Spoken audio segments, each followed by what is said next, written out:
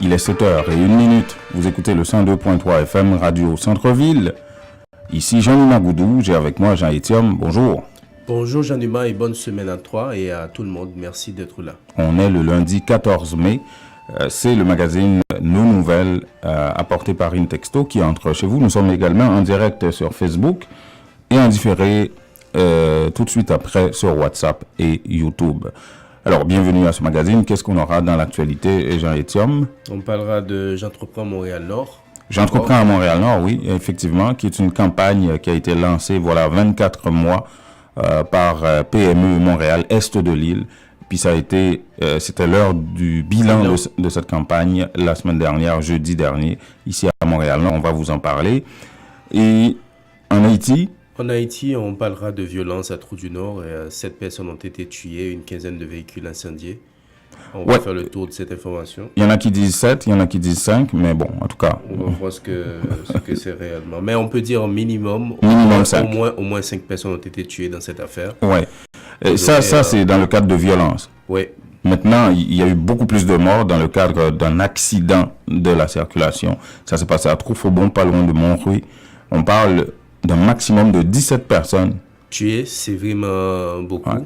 Je connais un peu la zone, c'est non loin de chez moi à Saint-Marc. Cette zone est connue pour des accidents assez catastrophiques comme ça. Et c'est dommage, on va voir un peu ce que ça on va parler de ça. On va parler d'attaques contre le siège social de l'électricité d'État d'Haïti. Ça s'est passé entre le 10 et le 11 mai dernier. Ouais. On ne sait pas encore qui est derrière tout ça. Le ministre de la Culture et de la Communication a annoncé des mesures à condamner d'abord.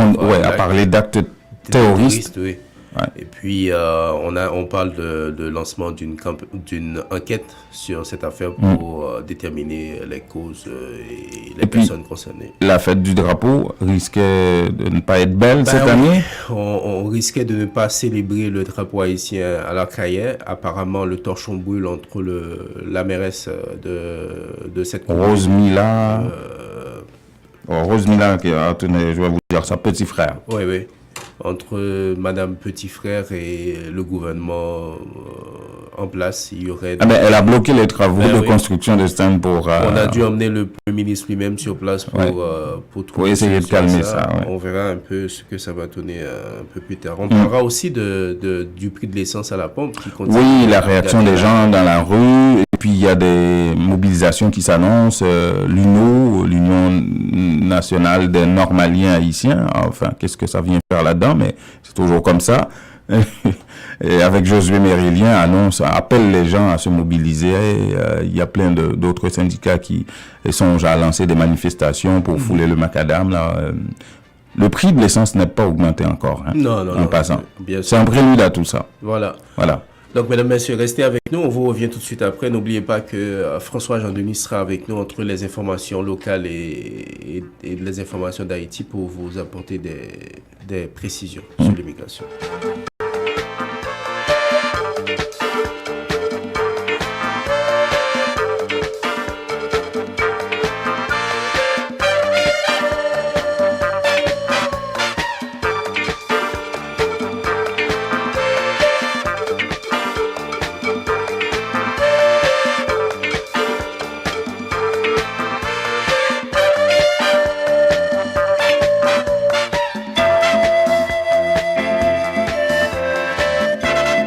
Les nouvelles d'Haïti, les nouvelles des Haïtiens de Montréal. Intexto vous les apporte tous les matins. En audio, en texte, en images, sur 4 plateformes. En direct et en simultané sur le 102.3 FM Radio Centre-Ville, intexto.ca sur Facebook et en différé sur WhatsApp. On prend rendez-vous tous les matins, du lundi au vendredi sur le 102.3 FM Radio Centre-Ville. 7h05, c'est le développement de ces informations annoncées, Jean-Étienne. Mais pourquoi ne pas entreprendre à Montréal-Nord? Comme Intexto. Ben oui. Oui, on a nos bureaux à Montréal-Nord, justement, à la Chambre de commerce et d'industrie de Montréal-Nord, sur Léger. Et Intexto fait partie, justement, de ces entreprises qui ont décidé d'avoir pignon sur rue à Montréal-Nord. Alors, depuis 24 mois, PME Montréal, petite et moyenne entreprise Montréal Est de l'île, lançait une campagne qui s'appelait « J'entreprends à Montréal-Nord ». Ça, c'était pour encourager les gens à venir s'établir ici. Il y a eu, dans toute l'est de l'île, PME Montréal a reçu 700 dossiers.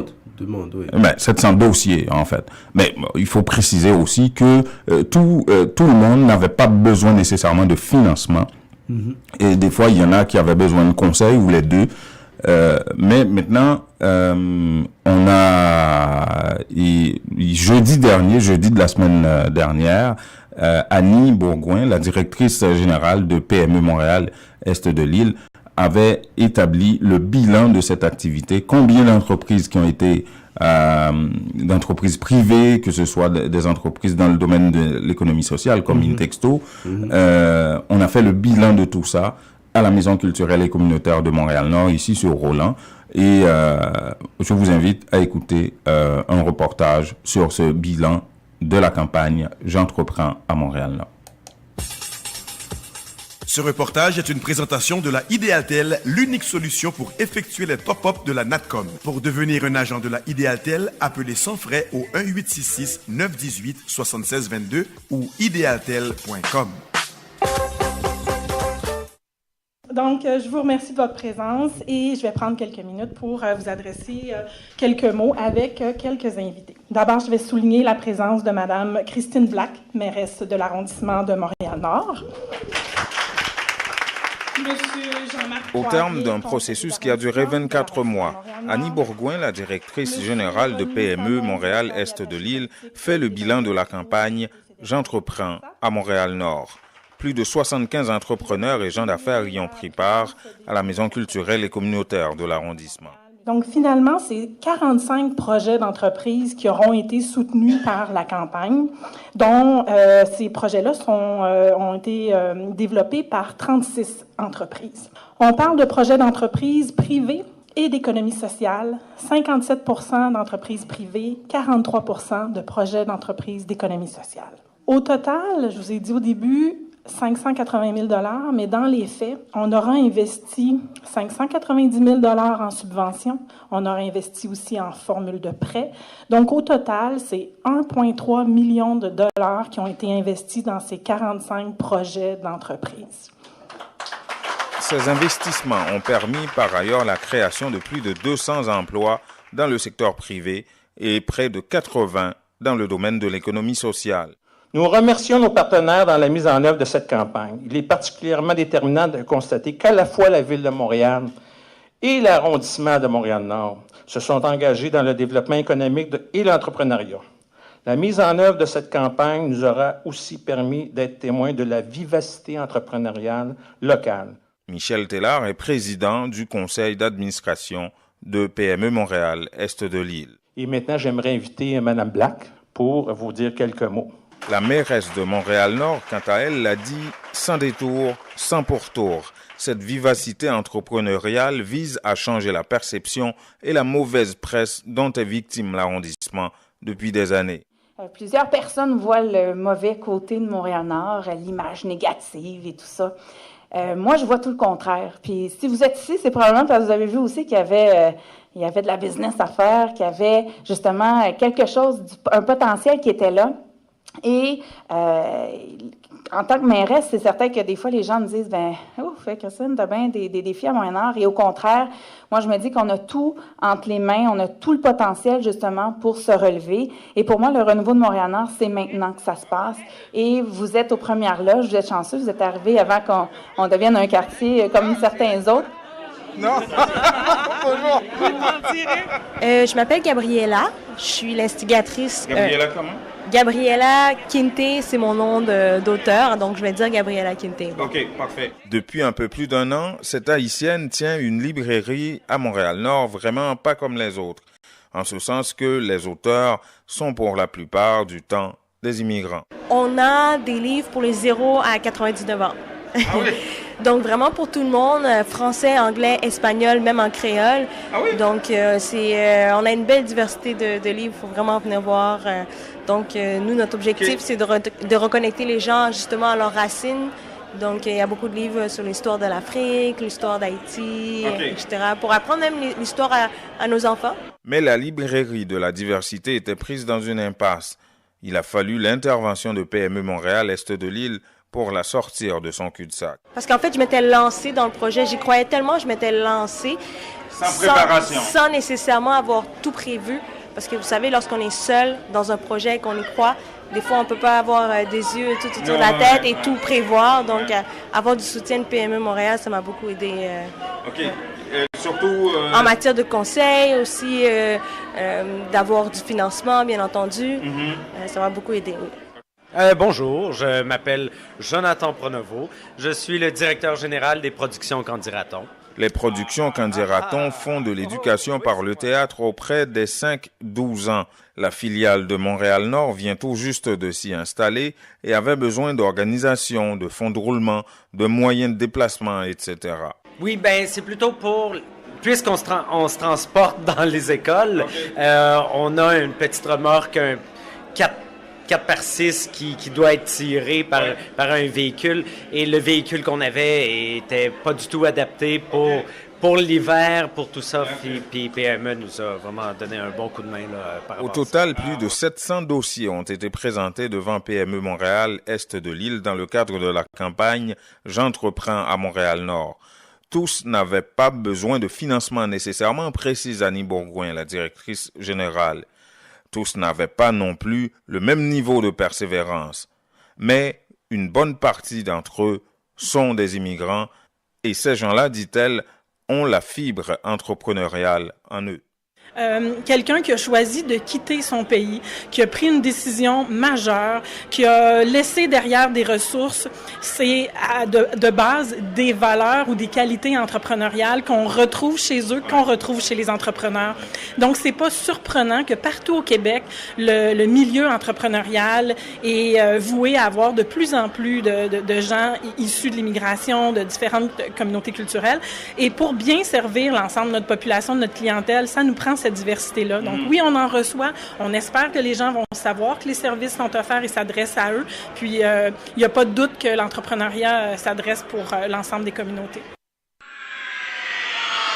Tout sur l'immigration. Tout avec François Jean Denis. Alors, François, il faudra baisser le volume de ton récepteur. On a un retour. Oui. Ah bon, voilà. Merci François. Comment il va, lui? Très bien.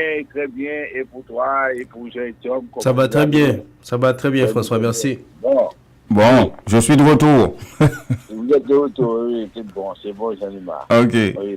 Qu'est-ce que tu as pour nous ce matin? Oui, ça tombe bien, puisque je vous écoutais là pour l'emploi.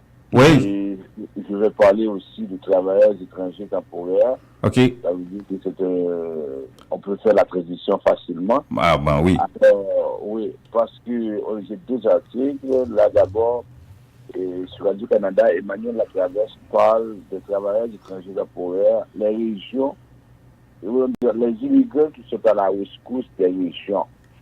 Ça veut dire qu'elle parle de la Abitibi-Témiscamingue, de la Beauce, des régions qui sont affectées à cause d'une pénurie de main-d'œuvre. Il y a une pénurie de main-d'œuvre maintenant. Ce qui arrive, c'est qu'on n'est pas en mesure de trouver des emplois pour des travailleurs pour les entreprises. Et actuellement, il y a plusieurs entreprises qui sont obligées de tourner vers les Philippines pour trouver des mécaniciens, des personnes qui sont hautement qualifiées. Parce qu'on n'arrive pas à trouver des gens. Alors c'est un peu ça. Il y a aussi un salon sur l'immigration. Ils ont dit qu'ils vont venir à Montréal pour demander à des personnes qui ne travaillent pas, ou des personnes qui sont qualifiées de pouvoir quitter pour venir de la région. Alors on dit souvent ce qui arrive, c'est que les gens étaient déracinés en quittant leur pays. Ils ont fait un peu de temps ici à Montréal, alors déracinés à nouveau pour aller dans les régions, encore là, ça pose des problèmes. C'est pas facile, ça. Et ensuite, là, on a des débats avec la CAQ et le Parti libéral. La CAQ qui prône une réduction du seuil de l'immigration, Alors, Philippe Couillard a profité de ça pour dire, voilà, les régions ont besoin de main-d'œuvre, les régions ont besoin, c'est l'immigration qui va sauver les régions, tandis que la CAQ propose de réduire le seuil d'immigration. Alors, vous voyez qu'on ne parle pas de la même chose, ou bien on veut un Québec prospère, mais la CAQ ne veut pas de Québec prospère. Ça, c'est ce que dit Philippe Couillard? Oui, c'est l'immigration qui peut aider. D'ailleurs, M. Couillard dit que 52% des postes vacants ont été comblés par les immigrants. Alors, ça veut dire que si aujourd'hui les régions font face à une pénurie de main-d'œuvre, il faut compter sur les immigrants pour pouvoir les aider. Mais malheureusement, la CAQ pour une réduction du seuil de l'immigration. Alors, vous savez qu'on est en période préélectorale. Alors, c'est sûr que les flèches vont de partout, là. Alors, et ça, c'était la nouvelle, c'était que dans les régions, dans certaines régions, notamment en Abitibi, en Beauce, il y a une situation de plein emploi, mais on n'arrive pas à trouver des employeurs. Peut-être que c'est un message qu'on devrait lancer aussi à nos compatriotes, ou bien aux immigrants qui sont ici à Montréal, qui ne travaillent pas. Souvent, vous restez ici à Montréal, vous êtes coincés, et vous pensez que le Québec, c'est seulement Montréal, ou bien le Canada, c'est seulement Montréal. Alors, on vous dit, détrompez-vous. Dans les régions où il y a des possibilités de main-d'œuvre, alors, essayez d'envisager, aller sur les sites de l'immigration du Québec, vous allez voir de bonnes possibilités à ce niveau-là. Ouais, et tu sais quoi, François, il y a même un organisme basé à Québec qui est engagé par le gouvernement afin de venir chercher, de convaincre des immigrants à Montréal de faire le saut à Québec ou en région. Tout à fait. Alors, toujours concernant les travailleurs du temporaire, là maintenant on passe à Ottawa. Ottawa est en train de serrer la vis parce qu'on a appris qu'il y a à peu près 1600 employeurs désignés par le vérificateur général, des gens qui essaient de tromper, de frauder le système. Et Ottawa a dépêché sur le terrain près de 1340 inspecteurs pour aller voir ce que ces gens-là font. Ce sont des employeurs qui ont embauché des travailleurs étrangers temporaires, mais qui, par exemple, ne payent pas ou bien qui donnent des conditions, qui ne payent pas les bonnes conditions. Alors, on a alerté le gouvernement canadien, c'était le vérificateur général, et c'était les deux secteurs principaux, fournisseurs de soins et travailleurs d'usines de traitement de poissons et de fruits de mer. Ah oui. Là, oui, il y a une pénurie de main-d'œuvre également. Alors, on a constaté que 80% des Canadiens qui ont perdu le travail dans ce domaine, ils recevaient des prestations d'assurance emploi. C'est-à-dire qu'il y avait du travail, les employeurs embauchaient des travailleurs étrangers temporaires. Ah, parce qu'ils les payaient sous le salaire minimum, même. Exactement. Vous comprenez? Alors, ça veut dire que le vérificateur général a alerté le gouvernement canadien sur la question. Alors, maintenant, on a débouché près de 1300 inspecteurs parce que c'est un peu grave. Oui. Parce que vous dites qu'il n'y a pas de travail, et vous envoyez les gens au chômage pendant ce temps, vous embauchez sur la table de travailleurs étrangers temporaires. Ça leur permet d'économiser une bonne pactole. Hein. Oui, parce que vous savez qu'ils ne connaissent pas trop leurs droits. Ils ont eu le travail, tout ça. Alors, on dit que la ministre du Travail, Patty Haïdou, a abordé cette inquiétude-là. Elle dit qu'on va prendre des mesures pour combattre ça parce qu'on ne peut pas laisser les employeurs. Et maintenant, si un employeur, par exemple, agit ici, il est inscrit sur une liste noire au niveau du ministère de l'Emploi. Définitivement. Parce qu'il ne pourra plus embaucher d'autres personnes à l'avenir. Oui, c'est vraiment une situation assez difficile, mais aujourd'hui, on fait le plein d'emploi et à une texto, on parle d'emploi seulement. Bon, c'est bon ça. C'est bon ça, François. Exactement. Bon. En tout cas, merci, puis on se reparle demain matin. Oui, merci beaucoup, François. Ok, bye bye. Tout sur l'immigration. Tout avec François Jean Denis.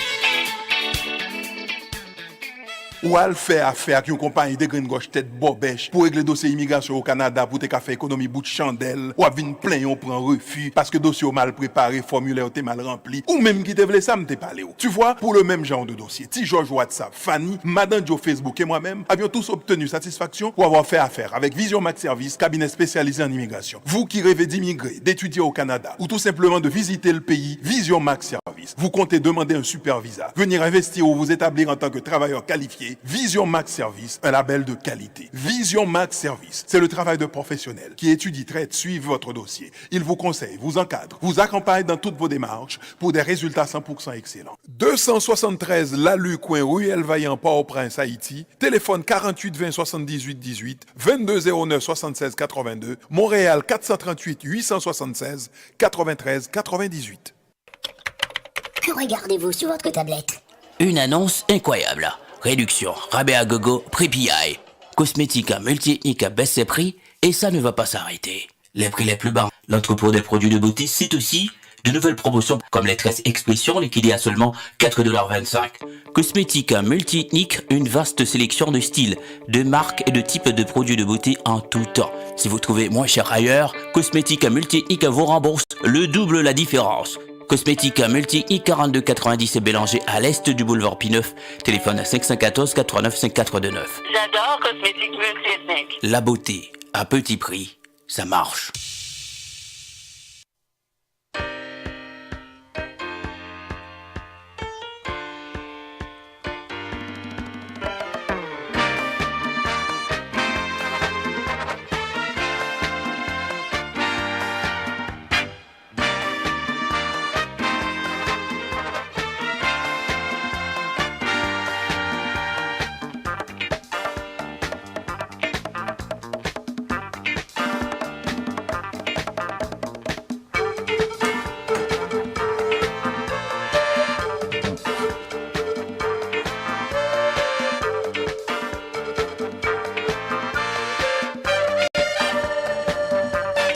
Voilà, 7h23. Vous écoutez le 102.3 FM Radio Centre-Ville. Nous sommes également en direct sur Facebook à l'heure du magazine Nos Nouvelles apportées par intexto.ca. Ce sont les nouvelles d'Haïti pour l'instant.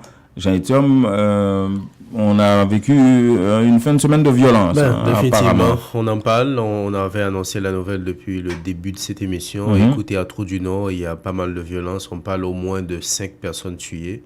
Et une quinzaine de véhicules. Ouais. Une quinzaine de véhicules incendiés. Ça, c'est clair.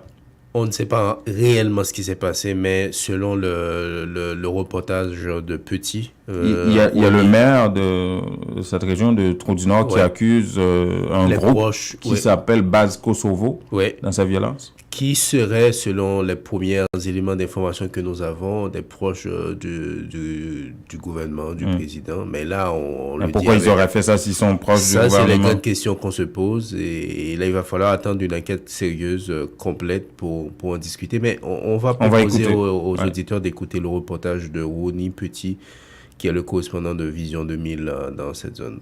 Insécurité cap valet terrain dans ville Trou-du-Nord, département nord-est pays. Pendant dernier jour ça yo, la cause environ 15 machines brûlées et 5 moun perdu la vie yo. Face à phénomène violence ça, autorité la police yo ak la justice dans département bay une conférence pour la presse sous initiative bureau sénateur Wanik Pierre hier dimanche 13 mai 2018 là. Dans conférence ça, autorité yo montré volonté yo gagner pour river mettre en bas code tout monde qui impliqué de près ou de loin dans zak violence ça yo. Yon après l'autre, Hérode, bien-aimé, commissaire gouvernement, paquet for liberté, ak directeur départemental nord-est PNH là, Fritz Sefort. De petit la zone là, donc il te dit que près de 15 machines brûlées, c'est lui-même qui déplace, elle fait constat, mais pas il y a un monde qui déplace, vient joindre, qui vient faire plainte, qui dit machine ni brûlée. Près de 7 monde assassinés dans zone là, même pas il encore pas un monde, pas un parent même qui vient faire plainte dans le tribunal là, c'est que monde a mouru, donc rien pas en fait. Là ici lui-même il prend acte de ça, nous allons agir rapidement. Nous prenons note et nous déjà prêts pour accompagner le commissaire gouvernement ainsi que le juge de paix. Instruction formelle passée à responsable commissariat du Nord qui gagne déjà appui, unité UDMO qui appuie pour capable mener des opérations sur commune. Nous avons renforcé disposition ça avec appui que autorité locale yo. Magistrat ville Trou du Nord, Dieudonné Guillaume, Soubopal, pas passé par 4 chemins pour l'y accuser base Kosovo ak base Tignois, base qui réputé proche pouvoir en place là, comme quoi c'est eux-mêmes qui t'ava à la base toutes actes violence sa yo en dedans commune Trou du Nord. Citoyen sa yo qui dit au senti au bouquet à cause nèg exam kembe yo en otage, mandé autorité yo pour yo prendre responsabilité yo pour la paix capable retourner dans ville Trou du Nord côté Code Lombrid président République là enterré. Une affaire de base qui n'a aucune base légale en Haïti. Effectivement. Tu essaies de faire un jeu de mots, Jean-Étienne. Ben oui. Tu as réussi. Autre violence, attaque cette fois contre le siège social de l'EDH, l'électricité d'État d'Haïti. Ça s'est passé entre le 10 et le 11 mai dernier. Ouais. Comme on disait au début, il n'y a pas de détails réels sur... termes de, en fait, le ministre de la Culture et de la Communication, M. Gilles Delva, aura une conférence de presse aujourd'hui pour annoncer... Il y a le responsable de l'EDH qui doit participer à cette conférence de presse aussi. Mais par contre, M. Gilles Delva parle déjà d'un acte terroriste. Ouais. On n'a pas les détails, qu'est-ce qui a été complètement saccagé, c'est quoi les mobilités, c'est quoi les pertes, on ne sait pas encore. Ouais. On va falloir attendre un peu au cours de la journée. Peut-être qu'on pourra revenir demain par rapport à tout ça. Oui, c'est sûr qu'on va revenir demain par rapport à ça. Autre violence, mais cette fois, accident de circulation. Oui, ça s'est passé à Troufauban. Troufauban, c'est une petite localité qui se trouve entre Montouy et Arcaillet. Ouais. C'est connu dans la zone pour des accidents assez compliqués comme ça. C'est un camion de riz qui a foncé littéralement sur une camionnette qui transportait des gens. Et il y a entre 15 et 17 personnes qui sont mortes là. C'est un bilan vraiment lourd. On va écouter le juge de paix, Michelet Jean, qui donne un peu son compte rendu. J'ai constaté 11 personnes, il y a des gens qui étaient morts, côté l'autre monde qui était pour arriver à la veille. Donc, il était au nombre de 3. Mais d'après son laria, les gens qui étaient dans la zone là, il dit en tout, c'est 17 personnes qui sont morts. Mais nous-mêmes, nous avons enregistré 11 personnes, plus 3 personnes qui étaient dit nous. Après cette information de 17 personnes, nous n'avons pas qu'à confirmer. Sauf que nous sommes allés à l'hôpital, nous avons un monde qui est blessé, nous avons référé de l'autre côté, nous avons vu au Saint-Marc des Chapelles, mais nous n'avons pas de guettal des Chapelles. Nous avons vu un peu de monde tout, Port-au-Prince. Donc, oui, là, vraiment beaucoup de définitif. Donc, mais au total, est-ce qu'on a confirmé 16 morts là ou même? Non, donc on a confirmé parce que c'est toujours bouillard, sauf que 11 ça, nous commençons à gagner là-dedans parce que les parents qui viennent pour eux, qui viennent avec nous, souvent, nous faisons connaître, il faut venir avec une pièce, ou bien photo mon nom, ou bien. Parce que les gens là-dedans, il n'est pas facile pour identifier. Les gens mon visage sont écrasés. Nous sommes obligés de faire des diligence pour faire lever la machine, retirer, débarquer tout dur à terre. Parce que les gens qui étaient en bas camion, le camion tombé sur le côté gauche. Ouais. Donc, c'est après un bon petit temps, nous devons venir dans un camion, en disant, un wesh qui était dans ce tableau, dans le sable qui tout près, nous allons chercher, et je lever la machine là au nom, pour nous retirer le monde qui était en bas machine. Ah, c'était une violence inouïe cet accident là. Ouais. Un camion qui transportait du riz et en collision avec une camionnette bourrée de passagers, ben, le résultat c'est ça. Énormément de blessés et beaucoup trop de morts, 17 maximum. C'est dommage. Oui. Écoutez, on est à pratiquement 4 jours de la célébration officielle de la fête du drapeau en Haïti. Et là, déjà, ça n'allait pas trop bien entre la mairesse... Oui, Rose Mila, petit frère, qui, vous savez, hein, le président de la République, Jovenel Moïse, il n'est pas chiche en termes de promesses. Ouais. Il en a fait encore, Jovenel Moïse. Et là, il y a la mairesse de l'Arcaillet, la ville du drapeau, la ville de célébration. Hein, le 18 mai prochain, le chef de l'État devrait, comme à l'accoutumée, se rendre là-bas pour aller célébrer le drapeau en grande pompe. Eh bien, la mairesse, Rose Mila, a décidé de bloquer les travaux de construction de stand, tous les préparatifs qu'il y avait sur la place de l'Arcaillet, pour protester contre le fait que Jovenel Moïse n'aurait pas respecté un certain nombre de promesses. Oui, vas-y. Et c'est pas des moindres qui a dû se déplacer pour... Ah oui, c'est le Premier ministre lui-même qui a dû se déplacer, et pas Jovenel Moïse, parce que justement, la mairesse accuse Jovenel Moïse. Ça aurait pu se gâter encore plus. Ouais. Donc, le Premier ministre a dû jouer un petit peu de sa diplomatie pour convaincre la mairesse, et une entente a été trouvée. Écoutons le correspondant de Vision 2000, Ronnie Paul-Édouard Éloi. Voilà. Premier ministre haïtien, Jacques-Guy Lafontaine, qui te gen akli divers officiels dans le gouvernement, visiter cité drapeau à week-end ça. Objectif principal visite ça, d'après you, dans porte-parole la présidence Lucien Jura, c'est pour te planifier 18 mai avec les locales yo. Côté explication, Lucien Jura.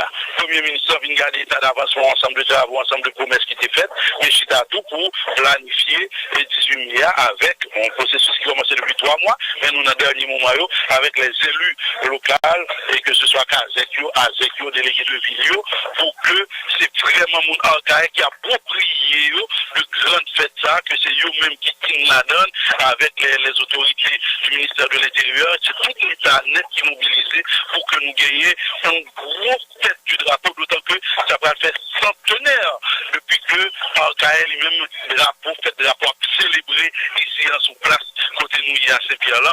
Donc c'était important pour pouvoir, et c'est ça qui expliquait que je veux dire toute autorité dans l'État, tout élu Azek, magistrat, délégué de ville, nous mettre tête ensemble pour que nous offrions le monde un bel spectacle en termes d'unité, en termes d'harmonie, en termes de concorde. Ça constitue une plus grosse ville qui est dans le pays historiquement archaïque. Visite ça fait 24 ans après magistrat Akaea, et fait bloquer travaux construction plusieurs stands gouvernement en place là, TVO fait sous place publique là, dans occasion célébration fête drapeau vendredi 18 mai cap vini là.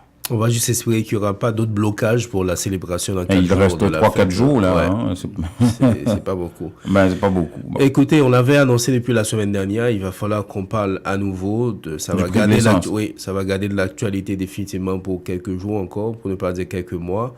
C'est quoi la réalité? C'est que on n'a pas encore officiellement augmenté les prix de l'essence. Ça c'est la vérité, ça c'est la nouvelle. Le reste n'est que spéculation. Ouais. OK. Et le prix de l'essence n'est pas augmenté encore en Haïti. Ça, c'est clair.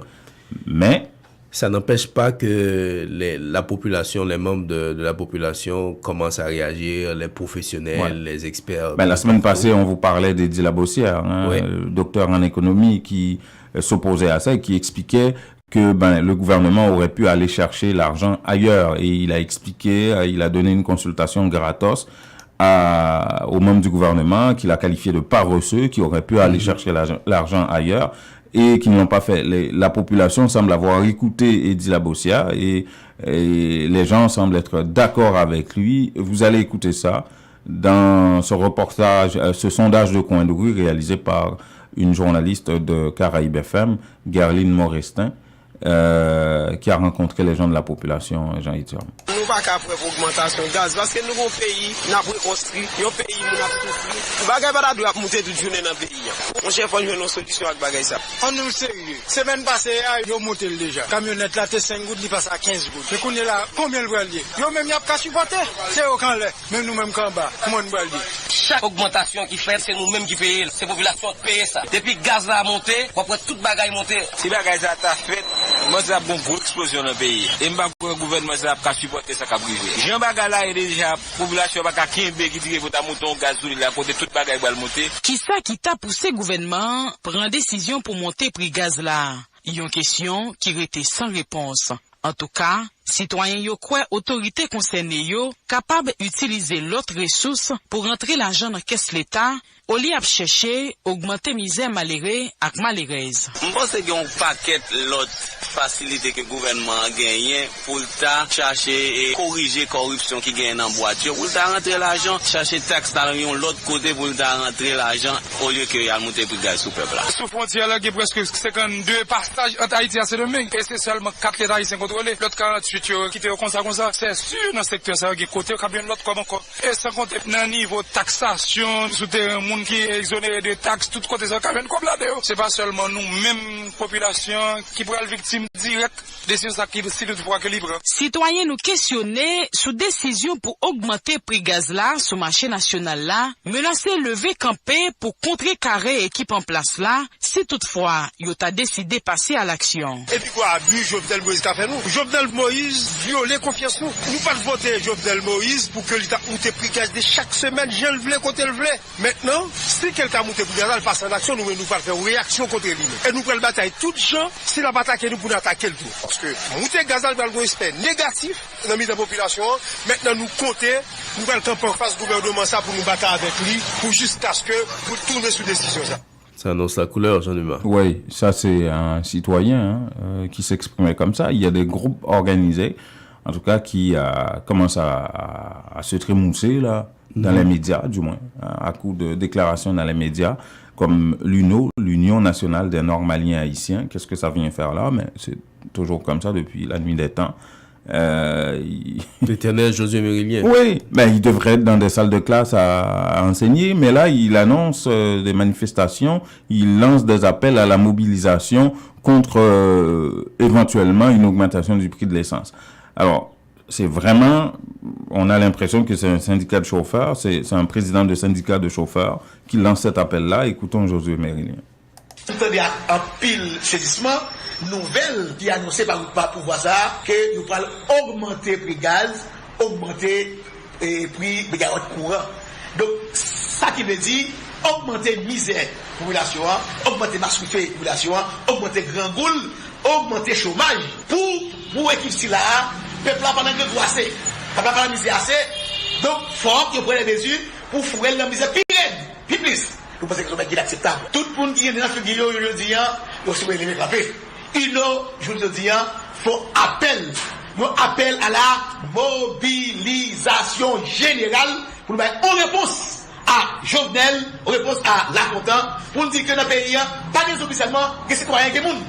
Et tout citoyen, tout le monde qui est qui va zombi, nous demandons, voyez celle des zombies pour le camper. Ils ont évité toute force du pays qui comprennent la situation qui a développé là-dedans et qui comprennent que Jovenel Moïse avec Lafontaine, c'est vous qui est là pour défendre intérêt exclusif, cyclique qu'il a, pour dire qu'à passe là, intérêt mesquin, communauté mafia, contre intérêt population. Voilà, on l'a écouté Josué Mérilien. Restez avec nous, mesdames et messieurs. On vous revient tout de suite après la pause pour les commentaires sur l'actualité ici à Montréal et en Haïti. Ou al fait affaire qui une compagnie de green gauche tête bobèche pour régler dossier immigration au Canada pour te faire économie bout de chandelle ou vinn plein on prend refus parce que dossier mal préparé, formulaire t'es mal rempli ou même qui te voulait ça me t'es parlé. Tu vois, pour le même genre de dossier, ti George WhatsApp, Fanny, Madame Joe Facebook et moi-même avions tous obtenu satisfaction pour avoir fait affaire avec Vision Max Service, cabinet spécialisé en immigration. Vous qui rêvez d'immigrer, d'étudier au Canada ou tout simplement de visiter le pays, Vision Max Service. Vous comptez demander un super visa, venir investir ou vous établir en tant que travailleur qualifié. Vision Max Service, un label de qualité. Vision Max Service, c'est le travail de professionnels qui étudie, traite, suivent votre dossier. Il vous conseille, vous encadre, vous accompagne dans toutes vos démarches pour des résultats 100% excellents. 273 Lalu coin Ruelle Vaillant Port-au-Prince, Haïti. Téléphone 48 20 78 18 22 09 76 82. Montréal 438 876 93 98. Que regardez-vous sur votre tablette? Une annonce incroyable. Réduction, rabais à gogo, prix PI. Cosmética multi-ethnique à baisse ses prix et ça ne va pas s'arrêter. Les prix les plus bas. L'entrepôt des produits de beauté cite aussi de nouvelles promotions comme les tresses expression liquidées à seulement 4,25 $. Cosmética multi-ethnique, une vaste sélection de styles, de marques et de types de produits de beauté en tout temps. Si vous trouvez moins cher ailleurs, Cosmética multi-ethnique vous rembourse le double la différence. Cosmética multi-ethnique 42,90 et Bélanger à l'est du boulevard P9. Téléphone à 514 89 5429. J'adore Cosmétique multi-ethnique. La beauté, à petit prix, ça marche. Les nouvelles d'Haïti, les nouvelles des Haïtiens de Montréal. InTexto vous les apporte tous les matins. En audio, en texte, en images, sur 4 plateformes. En direct et en simultané sur le 102.3 FM, Radio Centre-Ville, intexto.ca, sur Facebook et en différé sur WhatsApp. On prend rendez-vous tous les matins, du lundi au vendredi sur le 102.3 FM Radio Centre-Ville.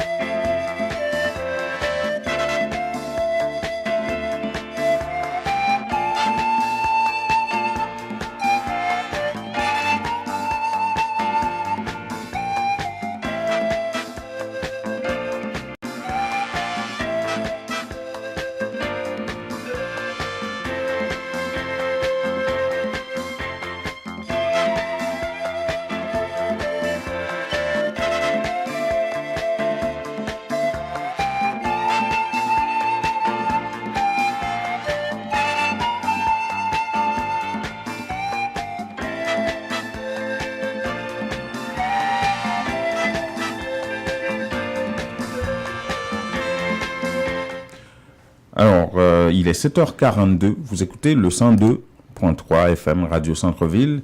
À l'heure du magazine Nos Nouvelles, apporté par intexto.ca. Nous sommes également en direct sur Facebook et en différé sur WhatsApp tantôt, 438-395-1256 et sur YouTube aussi. Tu savais qu'il y a des gens qui nous écoutent un peu partout, en France, aux États-Unis? J'ai reçu des messages ou même des appels téléphoniques de la France. Ouais, ça c'est une bonne chose. J'ai des amis un peu au Brésil et ailleurs qui m'ont récemment informé qu'ils sont à l'écoute, mais je ne savais pas s'il y avait beaucoup de monde en France. Oui, ça a l'air que la rubrique de François sur l'immigration intéresse beaucoup de monde. François, tu savais pas, hein? Bon, bref. Alors, Haïti, c'est pour Jovenel Moïse, la lune de miel semble être la lune de miel des promesses, à tout bout de champ, à tort et à tribord et à bâbord. Les promesses, c'est fini. Écoutez, moi, je ne pensais pas qu'une mairesse d'une petite ville comme Arcahaie, grande ville historiquement, parce que c'est là où on célèbre le drapeau haïtien à chaque année. Mais je n'avais pas pensé que la mairesse aurait pu oser bloquer les activités de célébration du drapeau. Et pourquoi? Parce que elle estime, Rose Mila, petit frère, elle estime que Jovenel Moïse, le président, elle l'affronte de front, là. En lui disant, écoutez, vous n'avez pas respecté vos promesses. Alors, vous n'allez pas venir en parader dans ma ville, là, alors que vous n'avez pas respecté vos promesses. D'abord, j'aimerais, avant de rentrer dans les détails, les commentaires approfondis sur l'acte lui-même, je pense que quelque part, il faut voir une nouvelle façon de gouverner en Haïti. Une nouvelle dynamique, ouais. Ouais. D'abord, c'est une femme, pas dans le sens péjoratif du terme, parce qu'on sait effectivement, si on prend les nombres... Ouais, le quota de femmes, c'est assez faible. Ouais. Là, vous avez une femme qui non seulement arrive à ce niveau-là, mais qui sait comment vraiment imposer ses droits et faire passer son message. Je pense que c'est une bonne chose déjà pour la faire. J'imagine la que... deuxième... Ouais, vas-y, la deuxième. La deuxième remarque... Excuse-moi, mesdames et messieurs, j'ai un petit problème à la gorge ce matin. C'est pas un chat, ça c'est un chien. La deuxième remarque que j'aimerais faire, c'est pas la première fois que justement des autorités locales profitent des occasions comme ça pour imposer leurs droits et faire passer leurs revendications. Je fais allusion particulièrement... C'est une question de timing. Oui, je fais allusion particulièrement à des cas à peu près similaires, j'aurais pu dire, au Gonaïve. Mais là, ce qui est intéressant, c'est que contrairement, par exemple, au Gonaïve ou d'autres cas, on peut constater, c'est lorsque le président est là, on profite pour dire les choses. Mais là, Madame Petit Frère a fait l'inverse.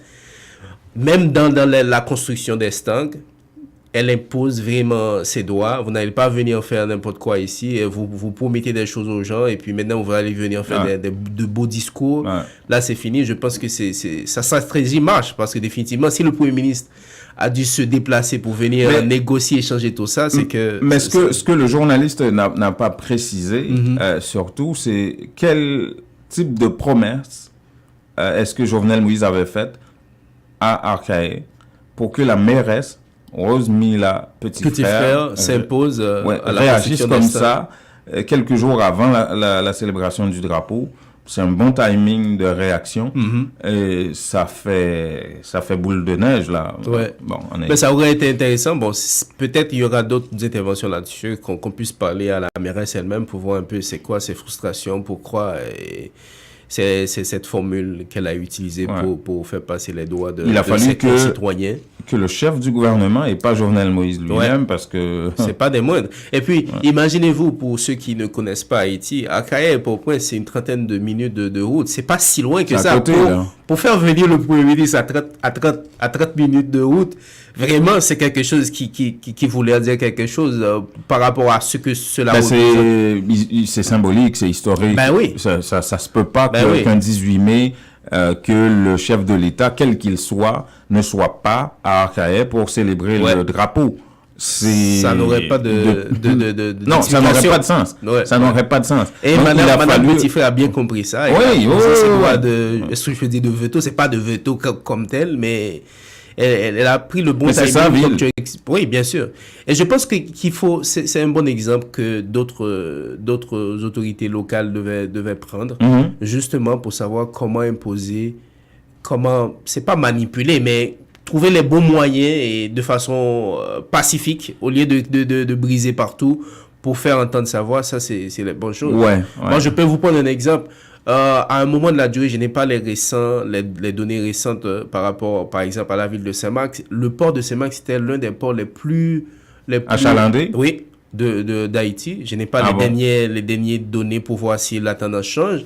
Mais la réalité, c'est que tout l'argent du port était parti à Port-au-Prince. Mais si tu avais des autorités... Miragouane aussi, c'était un port assez actif. Oui, si tu avais des autorités locales, je ne dis pas compétentes, mais qui savent imposer leurs droits, beaucoup de choses pourraient être changées dans la pratique des choses. Oui, il y a Saint-Marc, il y a Miragouane, Port-au-Prince, il y a Gonaïves aussi. Oui.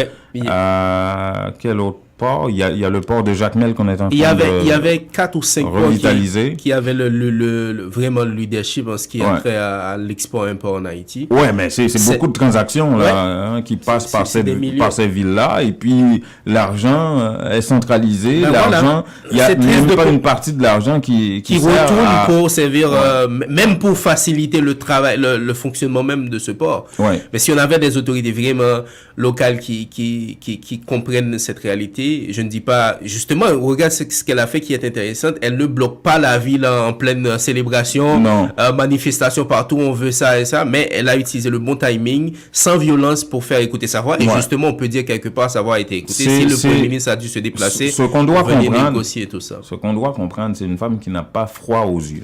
Oui, ça c'est elle s'est pas dit que, mais non, je suis une petite mairesse d'une petite ville. J'ai pas le droit de m'opposer au chef de l'État, au président, et qui aurait des conséquences politiques. Elle n'a pas pensé à ces affaires-là. Elle est dans son plein droit comme mairesse. C'est elle qui autorise les travaux de construction, quels qu'elles soient, notamment sur une place publique. C'est elle qui autorise ça en dernier lieu. C'est pas le chef de l'État, Jovenel Moïse. Donc, c'est ça qu'il faut comprendre. Absolument. J'ai aimé vraiment bon, je te laisse finir. Vas-y. J'ai aimé 2 aspects. Il y a beaucoup de choses que j'ai aimé dans cette affaire. La première, c'est que, comme je disais tout à l'heure, c'est le timing, le bon timing. Et la deuxième, c'est le fait que, contrairement à ce qu'on fait en général chez nous, on attend que le président soit là pour faire de manifs, bloquer partout. Elle a utilisé une âme puissante, sans violence aucune, pour obliger le Premier ministre, ses porte-parole, de venir s'asseoir avec eux. Évidemment, on n'a pas les détails de ce qui a été discuté. C'est quoi les ils disent qu'il y a eu une entente. Au moins, il y a une entente. On espère vraiment que... Et là, c'est une bonne note qui est prise. Si vous faites encore des promesses l'année prochaine et vous allez venir ici raconter n'importe quoi, le gouvernement, M. Moïse, sait déjà que, écoute, elle aura son plein droit de vous dire... Là, maintenant, c'est public. Ouais. Là, c'est public, c'est connu que Jovenel Moïse, par rapport à Akaye, selon Rosemilla Petit Frère, n'a pas respecté ses promesses. Et cette mairesse a dit au chef de l'État, écoutez, vos promesses en l'air, là, ça suffit. Il faut atterrir. Ça fait 1 an que vous êtes là, vous ne faites que des promesses, donc maintenant il faut atterrir. Ça, c'est une mairesse de Arcahaie qui a dit ça au chef de l'État. Avant, on assistait à des maires ou à des mairesses qui, je ne dirais pas faisaient la courbette là, mais quand même, qui se pliaient en 4 pour satisfaire, pour plaire au chef de l'État. Question d'avoir la construction, de réussir à faire en sorte que le ministère des Travaux publics participe à la construction d'un tronçon de route ou des affaires comme ça. Je ne sais pas. Mais non. Là, c'est une mairesse qui a mis ses pantalons, ok, et qui a dit au chef de l'État, non, ça suffit, c'est chez moi, vous allez venir parader ici, vous m'avez fait des promesses que vous n'avez pas tenues jusqu'à présent, il est temps qu'elles soient tenues, ces promesses-là, sinon, vous venez pas ici. C'est chez moi. Waouh! Ça là. Non, c'est un exemple à dupliquer un peu partout dans le pays avec les promesses, pas seulement de Jovenel Moïse, plein de sénateurs et députés qui font aussi des promesses au niveau local aux gens, et puis après le temps passe comme si de rien n'était. J'ai hâte d'entendre le discours de Jovenel Moïse alors le 18 mai. Il va devoir réécrire son discours à partir de ce moment. C'est 4 petits jours. Avec cet événement-là, il va devoir réécrire ça. Alors chez lui, Jovenel Moïse, encore une fois, qu'est-ce qui se passe à Trou-du-Nord? Il est né là-bas. Alors, il y aurait 2 bases, je sais pas, Kosovo, machin, et qui animent la violence là-bas. 15 véhicules incendiés, 5 ou 7 personnes tuées. C'est quoi? Pourquoi? Ça, c'est énorme. Là encore, il va falloir qu'on attende un peu, avoir des détails. Ça s'est passé dans le patelin du chef. Dans son fief. Le patelin du chef de l'État, là. Quelle que soit la raison qui explique ça, on ne peut pas applaudir des cas où 5 personnes se font tuer, vous incendiez. C'est une grande violence. Quand vous tuez 7 personnes, pour quelle que soit la raison que ce soit, et vous incendiez une quinzaine de véhicules, quelque part, il devait y avoir quelque chose d'assez grave là-bas pour arriver à tout cela. Et moi, Ouais. Et ce qui est bizarre, c'est que c'est dans le fief même à Trou-du-Nord du président de la République que les gens s'entretuent et incendient les choses. Ça sent pas bon là. Qu'est-ce qui se passe?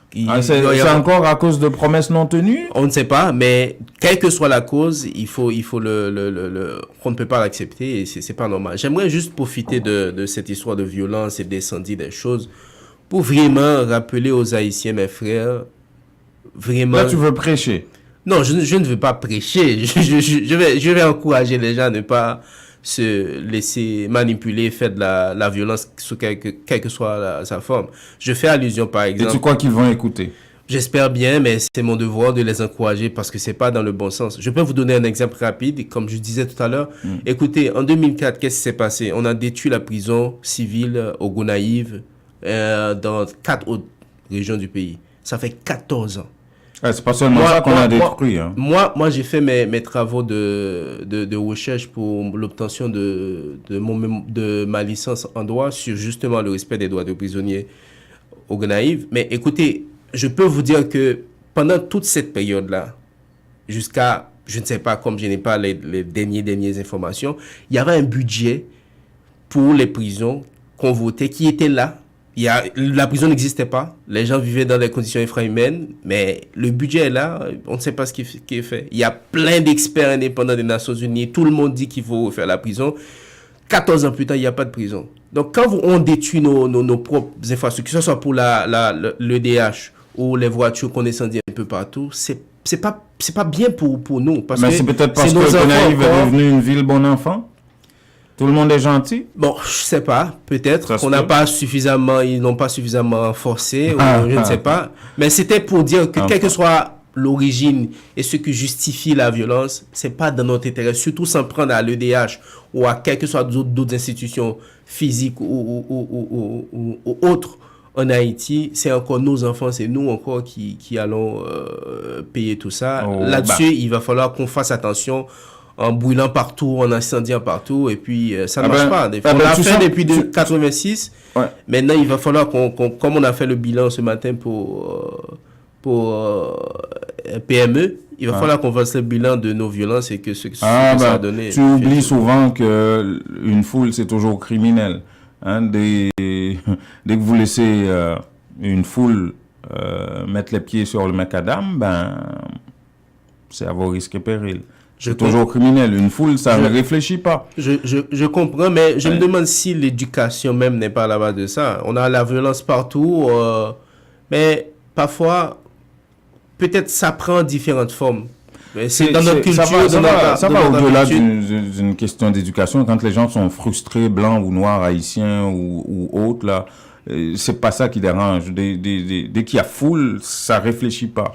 Et dès qu'il y a frustration au sein d'une foule aussi, ça dépendra de la capacité, que ce soit de l'État, de la police, des structures mises en place dans cette société-là pour contenir ça ou pour éviter ça ou pour prévoir toutes ces questions-là. C'est clair que tu vas pas demander à une foule de réfléchir. Il y a quelques meneurs, mais il y a des gens aussi qui vont toujours déraper. Ça c'est sûr, mais ça n'empêche pas non plus qu'on décourage la violence sous quelle que soit la forme que ça soit. Bonne chance. Bonne chance avec ça. Bonne chance à toi aussi, mon cher ami. Mesdames, messieurs, ça a été un plaisir. Lundi matin, on l'a fait quand même, finalement. Bon. On va se retrouver demain. Oui. 7h pour une nouvelle édition. On était sur Facebook, sur le 102.3 FM, Radio Centre-Ville. Bonne journée. Ici Jean-Louis Magoudou et Jean-Étienne Dorsan.